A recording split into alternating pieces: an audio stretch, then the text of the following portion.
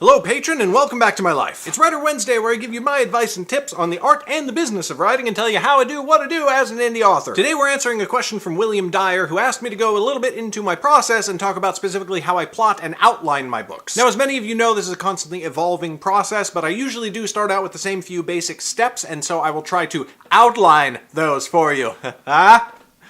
Okay. Before I even start, I always pull out the book Save the Cat, that's this one right here, and reread it every single time for every single book. It's not that long, so it doesn't take very long. It is invaluable storytelling advice. I think that every single writer should read it constantly, whether you're a screenplay writer or a novel writer. It's still applicable. However, the first thing that I do when I actually start my work is I start out with the Snowflake Method. If you're not familiar, that is an outlining method developed by a guy named Randy Ingermanson. Anyway, there's a link to it in the description below. The first step of the Snowflake Method is to condense your entire novel into a single sentence. You probably have a whole bunch of ideas for your book, but I find that it helps me tremendously to distill all those ideas down into a single sentence that contains the entire essence of the book itself. You should read more about this in the Snowflake Method itself. It's not just steps, it's an explanation of more about them and why you do them. I start off by doing steps 1, 2, 3, and 4, exactly as he says to do them. I just follow the instructions. At that point, I have one paragraph, roughly, for each of my main characters in the story, and I have about 4 paragraphs for the story itself, for the plot. Then I break away from the Snowflake Method, and I take the outline that I've got and I adapt it to the storytelling beats, the Blake Snyder 15-beat sheet from Save the Cat. The reason I do it in that sequence is that I think that his story beats are fantastic and they're very helpful to me, but I find it very difficult to get to the point of being able to do those story beats if I don't start out with the Snowflake Method first, for some reason. So I take what I've got and I adapt it to those story beats, and I even use the same percentage in my outline, roughly, that he says to use in the story beats in Save the Cat. Again, you really need to read that book to sort of get what that means, and you should anyway, but basically he says not only what the 15 story beats are, but where they should fall in the script and how many script pages each one should have. And I take those same percentages and put it in my outline as it exists at this point. So now I've got my very rough story outline and my story beats, and at this point I break away from the Snowflake Method and Save the Cat, and I start to write my outline scene by scene. Each scene only gets a paragraph to start off with, and I just go linearly from beginning to end. I don't get into too much detail, I just establish generally what happens in each scene. Well, I say I don't get into too much detail. I try not to. Some scenes just absolutely captivate me, and I write a bit more than a paragraph, and some scenes I really don't have a handle on, and I only write like a single sentence, and I basically leave a note to myself that we will figure this out more later. The main point is to get all of the scenes there, so you kind of get like the structure of the book a little bit better, and you can have a little bit more or less detail, but you don't want to go overboard right now because you are still figuring everything out. And I do scenes at this point, not chapters. Some scenes go for more than one chapter, and some chapters contain multiple scenes. I'm not worried about that right now. I just want to know what happens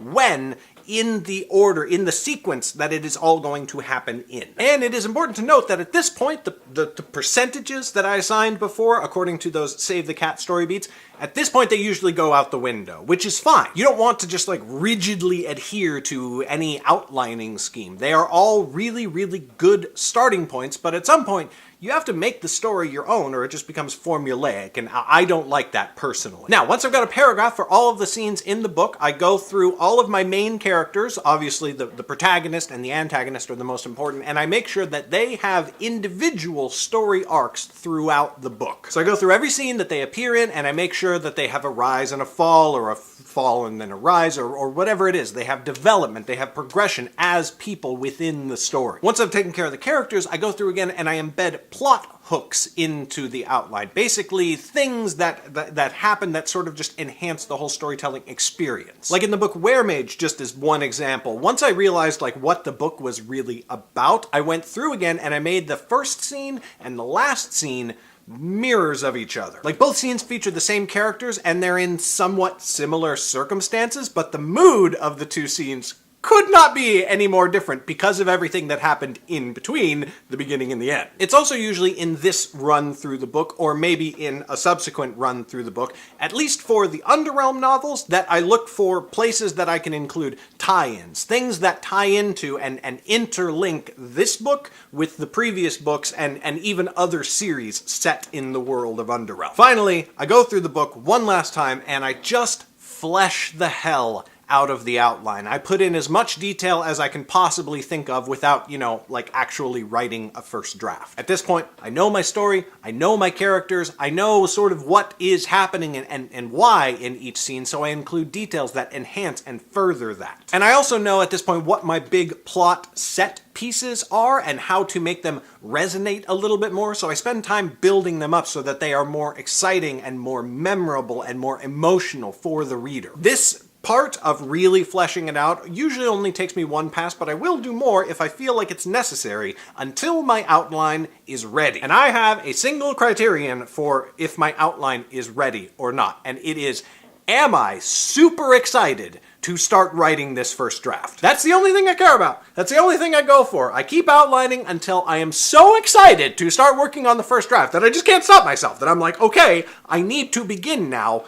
And then I do. And that, by the way, is a good thing to keep in mind even as I do begin writing the book, or as you begin writing your book. If I come up against, writer's block, it's usually just because I'm not super excited about the story anymore, which usually means that I have realized something is wrong in my plot. So at that point I will take a break from the first draft, which isn't good for everybody, but I can usually do it and get back going again. I will fix whatever is wrong in my outline, and then when I am excited again, I continue on the first draft and it goes much faster. Now, with all of this being said, that's the whole process, right?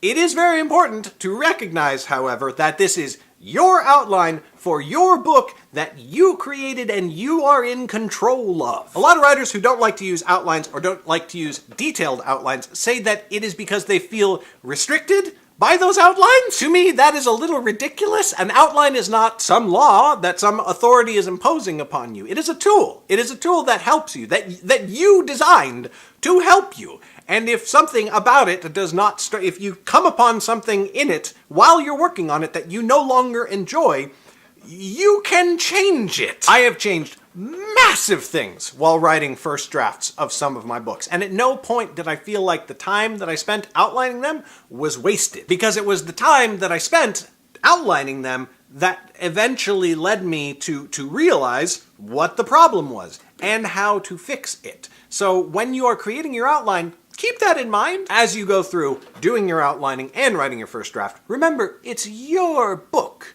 You created the outline, not somebody else. Nobody else is probably paying you to write exactly to the outline. You are in control of everything. You can change anything or everything. You can throw out the entire outline if you want to and create an entirely new one. What's important isn't how quickly you go from that outline to the final draft. What's important is how good that final draft is, right? Okay. Thank you so much to William Dyer for this question. It was a great one and very fun to talk about. As always, if you have questions or something you want me to talk about, whether it's about writing or publishing, let me know. This whole series is to help you with anything that you might be struggling with. Thank you for watching. Thank you so much as always for your incredible support, and I will see you next Wednesday. Bye!